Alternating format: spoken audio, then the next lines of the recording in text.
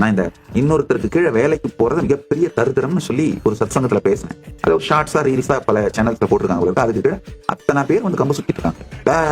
வேலைக்கு போலனா சோறு யார் போடுவாங்க, உனக்கு என்ன, நீ சாமி யாரு, உனக்கு யாராவது போடுறாங்க, எங்களுக்கு யார் போடுவாங்க, எல்லாம் கம்ப சுத்திட்டு இருக்காங்க. கொஞ்சம் பொறுமையோட கேளுங்க. நான் வேலை செய்யாதீங்கன்னு சொல்லல, வேலைக்கு போகாதீங்கன்னு தான் சொல்றேன். நல்லா புரிஞ்சுக்கோங்க. இன்னொருத்தருக்கு கீழே வேலை செய்யறது இல்லையா, உங்க வாழ்க்கைக்காக நீங்க திங்க் பண்றத பிரான்சைஸ் பண்ணி விட்டுறீங்கயா. உங்க வாழ்க்கை நீங்க டிசைன் பண்றதையே இன்னொருத்தருக்கு பிரான்சைஸ் பண்ணி விட்டீங்கன்னா நீ வாழறத விட செத்துடலாமே. உங்க வாழ்க்கையை நீங்க டிசைன் பண்ணணுங்கய்யா. Be your own pass.